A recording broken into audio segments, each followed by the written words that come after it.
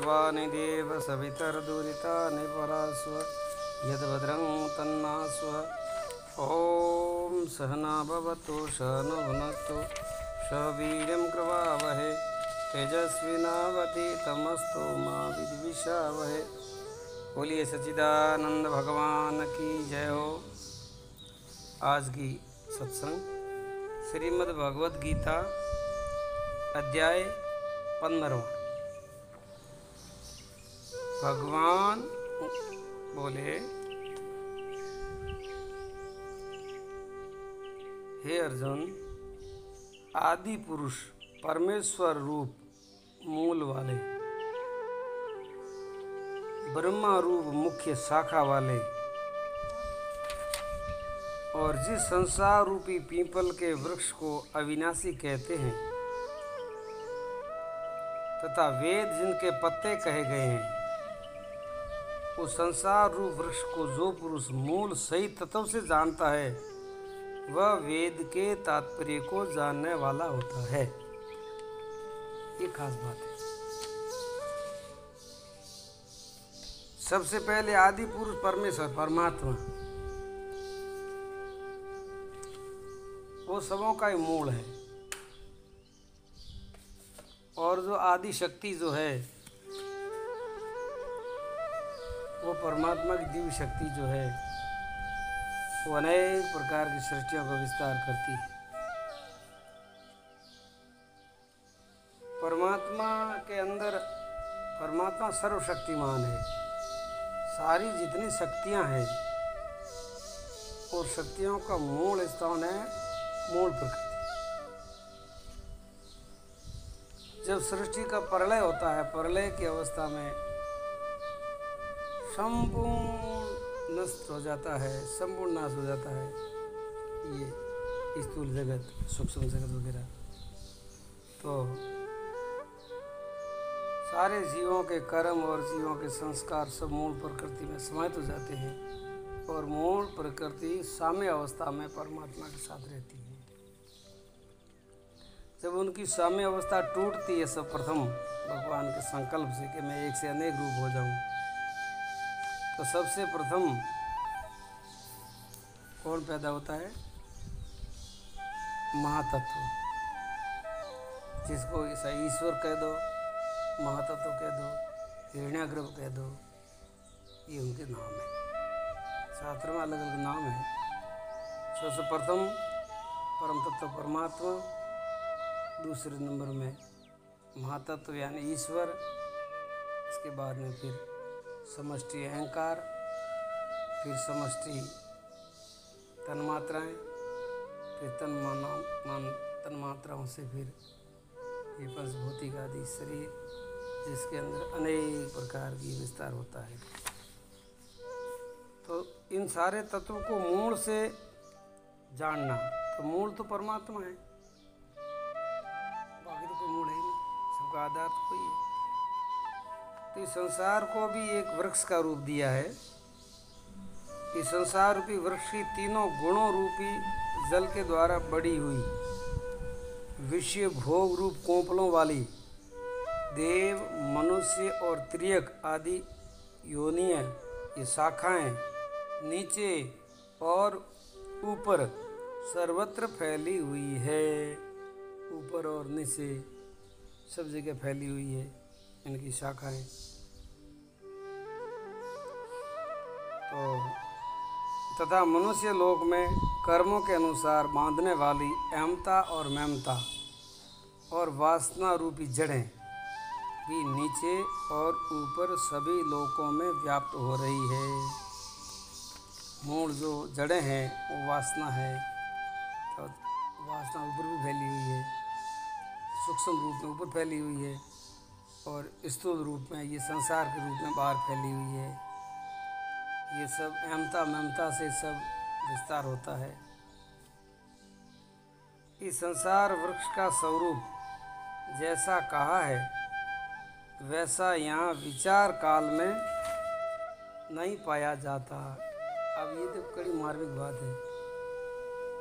ये जो कुछ बताया है, आदि पुरुष परमात्मा, फिर मूल प्रकृति, फिर ईश्वर, महातत्व, तन्मात्राओं, समष्टि अहंकार, फिर ये पंचभौतिक स्थूल जगतन, पंचभूतन, फिर सृष्टियान, अनेक योनियान, देव योनियान, मनुष्य योनियान, अनेक प्रकार की जियाजोन, सब विस्तार से बताया। और उसके बाद में क्या बताया है, भगवान कहती है संसार रूपी वृक्ष का स्वरूप जैसा कहा है वैसा यहाँ विचार काल में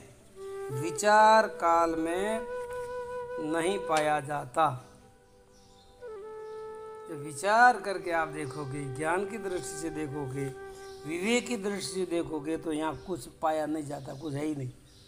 तो ये सब क्या है, ये सब एक जैसे मनुष्य को सपना आता है और स्वप्न में अनेक प्रकार के आकार देखता है कल्पना से आधार पर, जैसे वही आदमी जब सपने में अनेक देखता है, जब जाग जाता है तो कुछ पाया नहीं जाता। ऐसे ये अज्ञान की अवस्था में ही संपूर्ण विश्व की ये सब धारणा के आधार पर चलता है। जब मनुष्य की आत्मा भीतर से जागृत हो जाती है, विवेकवती हो जाती है, तो उनको ये संसार पाया नहीं जाता। संसार है ही नहीं, संसार कुछ भी सही नहीं। इस संसार का जैसा स्वरूप शास्त्रों में वर्णन किया गया है और वैसा देखा सुना जाता है, वैसा तत्व ज्ञान होने के बाद में नहीं पाया जाता। इसका मतलब ये अज्ञान की अवस्था में ही ये सब सृष्टियाँ चलती है।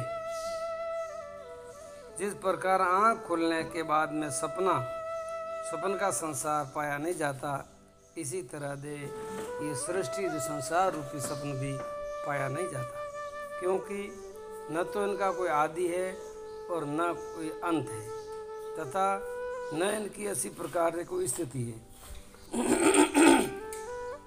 आदि भी नहीं है, अंत भी नहीं है और स्थिति भी नहीं है। स्थिति मतलब जो जैसे रोज जैसे थोड़ा ही रहता है। इसीलिए इस अहमता ममता और वासना रूपी अति दृढ़ मूल वाले संसार रूप पीपल के वृक्ष को दृढ़ वैराग्य के शास्त्र द्वारा काट दे। अब इसका मूल कारण क्या है, तो कि आपकी अहमता ममता और वासना ये तीन है। जब तक हमारे जीवन में अहमता ममता और वासना रहेगी, जब तक हमारी सृष्टि संसार का चक्र ये आगे चलता रहेगा। तो इनको काटने के लिए क्या करना पड़ेगा, भगवान कहते हैं वैराग्य रूपी शस्त्र के द्वारा इन अहमता ममता और वासना को काट कर उनके बाद में उस परम पद परमेश्वर को भली भांति खोजना चाहिए। अब परमात्मा की खोज में या परमात्मा की प्राप्ति में बाधा क्या है, अहमता ममता और वासना। पहले इनको साफ कर दो, फिर उसके बाद में परमात्मा की खोज सहज हो जाएगी, परमात्मा की प्राप्ति सहज हो जाएगी, जिससे गए हुए पुरुष फिर लौट कर संसार में नहीं आते। उस परमेश्वर से इस पुरातन संसार वृक्ष की प्रवृत्ति विस्तार को प्राप्त हुई है। उसी आदि पुरुष नारायण के मैं शरण हूँ। इसी प्रकार दृढ़ निश्चय करके उस परमेश्वर का मनन और निध्यासन करना चाहिए। उस परमेश्वर का, भगवान कृष्ण कहते उस परमेश्वर का। इसका मतलब ये नहीं समझना है कि भाई इससे कोई वो अलग है, वही है, वो कृष्ण ही है। लेकिन जब जैसा देश काल चलता है, जैसी चर्चा चलती है ज्ञान की, तो उसी हिसाब से ये मूल तत्व की बात चलती है। तो परमात्मा कृष्ण भी तीसरे शरीर में ईश्वर है और चौथे शरीर में वो परमात्मा है, दूसरे शरीर में वो भगवान है और पहले शरीर में वो मनुष्य है। दिखता है मनुष्य के रूप में, लेकिन उसके भीतर कितना प्रभाव है और कितने निष्ठा है वो बाहर से थोड़ी देखी जाती। कैसी उनके अंदर की धारणा है वो कैसे देखी जाती। ऐसे सबों के पास चार शरीर है, स्थूल सूक्ष्म कारण और महाकारण। लेकिन हम संसार के जीव ज़्यादातर स्थूल शरीर में ही जीते हैं जागृत अवस्था में। उसके आगे हमारी खोज भी नहीं है। परमात्मा तो परिपूर्ण है, वो तो चार शरीरों को भी परिपूर्ण रूप से तत्व से जानते हैं। अब जो भगवान अर्जुन को उपदेश दे रहे हैं, ये उस चौथे शरीर से उपदेश दे रहे हैं, स्थूल शरीर से नहीं दे रहे हैं। चौथा शरीर परमात्मा परमेश्वर का स्वरूप है, तो कि उसको तू जान ले। अच्छा, अब ये बात है कि वो कहाँ है, तो वो दूर थोड़े, तू तेरे चौथे शरीर को जान ले या मेरे चौथे शरीर को जान ले, तो फिर वही प्राप्त होगा, दूसरा है ही नहीं, आएगा कहाँ से।